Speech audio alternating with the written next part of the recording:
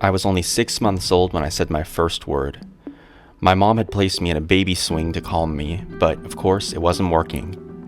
My grandpa came to pick me up when my mom told him to let me be. "He'll sleep eventually," she said, unaware that this little crybaby had plans of his own. Apparently, I looked up at him, stretched my arms out, and yelled, "Papa!" And that was all it took. How could he resist? He had no choice but to scoop me up. He couldn't let me cry, especially not after I had said his name. After all, I had a point. I apparently fell asleep in his arms before they could even put me back in the swing, proving once again that I was my grandpa's favorite. My grandpa always loved to tell the story of when I was born. She had been in the room watching me emerge into the world, and she said that when I came out, I looked like a frog. A tiny, smushed up little face, angry as hell at the world.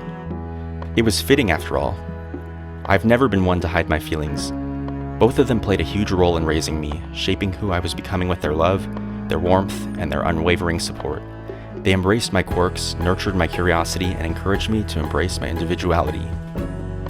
I couldn't have been happier to have them. Their home was a safe haven for me. I felt special with them, always.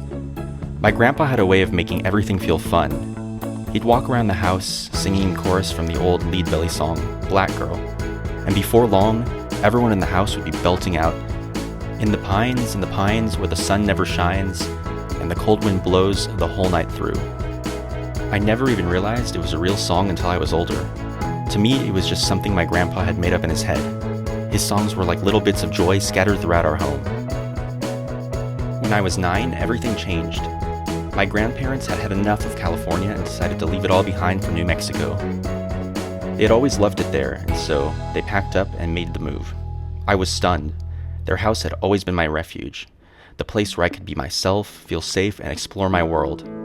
What was I going to do without them? It felt like the ground had been ripped out from under me. That summer, my grandpa drove me and my cousins back to New Mexico. They had already moved out there, but this was my first big trip without my mom.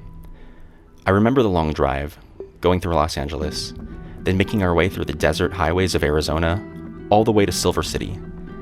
Everything was different, new, strange, exciting.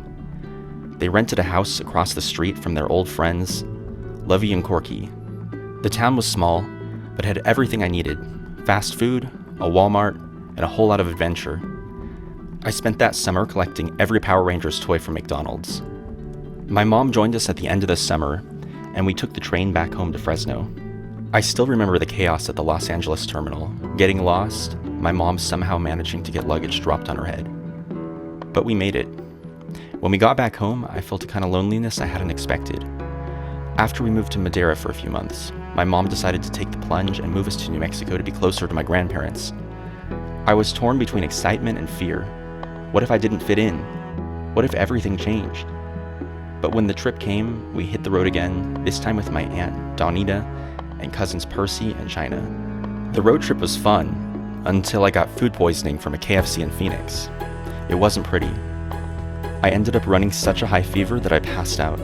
When I woke up, I was in a small room with a bed and a pool table. I opened the door thinking I'd be in my grandparents' new house, only to find myself outside, looking at a little bridge that led into the house. I was wearing different clothes, still feeling sick, but I shuffled into the living room where my family greeted me with hugs and smiles. I barely had the energy to enjoy the reunion before I found my grandparents' favorite couch pillow, laid it next to my grandma's chair, and fell asleep. A few hours later, I woke up feeling much better and hungry as all get out. Apparently, we had arrived the day before, and I'd been sleeping through it all. The rest of that summer was full of little moments of fun and exploration. My mom and I lived in an apartment in Lordsburg, but spent a lot of time on my grandparents' ranch. But soon after we arrived, we got some devastating news. My grandma had cancer. The outlook was grim, and her health declined rapidly. I remember traveling from Lordsburg to Silver City for my grandma's appointments, stopping at the same Walmart and fast food places that had once thrilled me, but now seemed so distant. Eventually, my grandma was placed on hospice care. 2 beautiful sisters, Margie and Lupe, were there to help take care of her. Margie had a mischievous sense of humor, often teaching my grandma new curse words in Spanish to say to Lupe. Lupe, on the other hand, was a firm believer in healing, and one day I walked in to find my grandmother naked on the floor covered in lettuce. Lupe believed the lettuce would pull the cancer out of her. Spoiler alert, it didn't work. I spent my days in the apartment alone while my mom, Lupe, and Margie did what they could to ease my grandma's pain. Then one day, she was gone. I had seen her a few days before. She had held my hand and told me she loved me, reminding me to never let anyone make me feel small. She told me that my sensitive nature was what made me special. That moment has stayed with me forever. I loved that woman more than words could say. When my grandma passed away, our family fractured. I rarely saw my grandpa anymore. His new wife, Mary Esther, had decided we didn't need to be in his life. Over the next 20 years, I only saw him a handful of times. The last time we spoke was after my ex-husband and I moved to Alaska. He was hard of hearing by then, but he was so happy to be talking to me. He needed me to know that he loved me. A few years later, my cousin Joni messaged me and said I should call if I wanted to speak to him before he passed. But by the time I got the message, it was too late. He had passed away at 96. I never got to say goodbye. I'll always carry that regret with me. My cousin Jamie sent me a video of his final message, and that helped a little, but the guilt is still there. My childhood was defined by my grandparents. They didn't push me to be anything other than who I was. They embraced my individuality, always letting me discover who I was meant to be. They knew I was gay long before I did, and their love for me never wavered. I didn't have to fit into any box.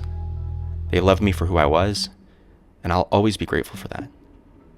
Thankfully, I look exactly like my grandpa. So every time I look in the mirror, I get to see a little piece of him. Just minus the comb over